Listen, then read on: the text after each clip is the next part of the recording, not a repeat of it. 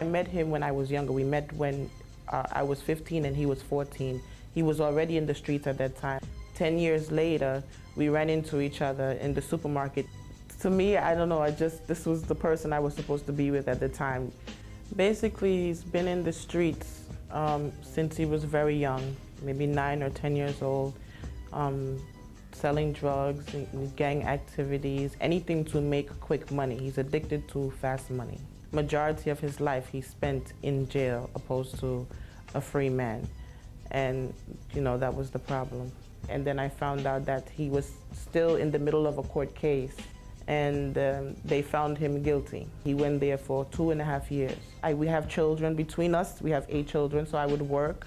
I would take a ride 6, 7, 8 hours upstate to see him for a visit and then come back down every 2 weeks or every week I did this. And, you know, I stayed with him. I saw it through with him, and he did his time and he came home. He tried for a good while. He tried for 3 months. He put good effort, you know, to stay out of the street, looking for a job, you know, trying to do ending odd jobs here and there to bring money into the house to help me. The pressure of being a man, the pressure of being a provider, it kind of backed him into a corner, and he saw nowhere to escape but to get money to provide, but to back to the streets again. And he just fell deeper and deeper and deeper into it. He always used to say, I'm tired. I'm tired of giving up my freedom. I'm tired of being here and people telling me what to do and when to wake up, when to sleep, when to eat. That time I was depressed when he went back to jail. I was 6 months pregnant. I started to lose weight during my pregnancy. I ended up in the hospital because I was so severely dehydrated from crying and, you know, not eating and locking myself in the room. If I didn't go to work or take care of the kids, I stayed in the room in the darkness. Until one day, I dropped to my knees and I said, I can't take it no more. I can't continue to cry and, you know, live like this because I have children to take care of. And I called a friend of mine and she said to me, you need to go to church. And I said, well, it's one church I went to before, and although I left, I felt very comfortable there. I think I'm going to go back. At that time, I had been in the church maybe 3 months now, and, you know, the pastor explained about the campaign, and it really touched my heart and at the time what I was going through. And I said to myself, he said, if you give your everything, your heart, not just everything, you know, physically, but if you give also your heart and yourself to God, it must work. What you want, what you request, it must happen. And so I said, okay, this is what I'm gonna do. It was very hard for me. At the time, I was 8 months pregnant. I had so many responsibilities on me financially because of the kids, and then I had a baby on the way.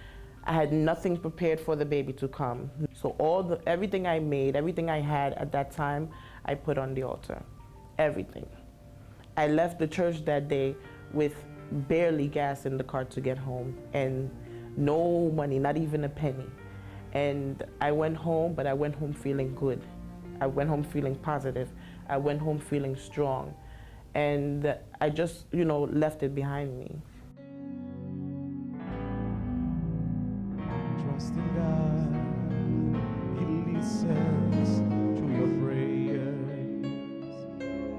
Oh, never doubt, but trust. After the campaign, I don't really know how long after, it just, certain things started to change. At that time, he was still incarcerated, and without me saying anything, he used to call me and say, oh, did you go to church today? And I would say, yeah. And he would say, well, what did the pastor talk about? And I found that odd because this is not conversation he has with me. It's conversation like, how is the kids, everything. And I said, well, you know, I would tell him what happened, and it became a regular thing. And just one day out of the blue, he said, you know, when I come home, the first thing I want to do before anything else, can you take me to the church?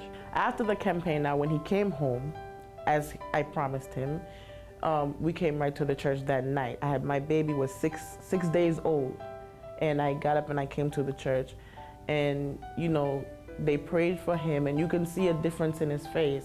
Every day after that, he's been in the church with me. Sometimes even If I take too long, he would say, come on, let's go. We have to go to church. We have to go to church. He would get up before me. It's not by force. It's by will. I don't have to drag him and say, oh, come on. Or no, it's by will. For me to come home and know that he is in the house and I know where he is, opposed to coming home and, oh my God, where is he? Oh my God, did something happen to him? Oh my God, is a lot of comfort within me. My financial life has gotten even better. I no longer struggle like I used to. Before, I used to worry, where am I gonna get this? Or, oh my God, tomorrow this is due and I don't know how I'm gonna get this, and worry myself. Now I find myself more calm. And even if it comes to me, I would say, you know what? Satan, you are a liar. God, this is in your hands, and I leave it behind me. And it comes. It comes. There's no more worry about bills, no more worried about anything. I'm happy.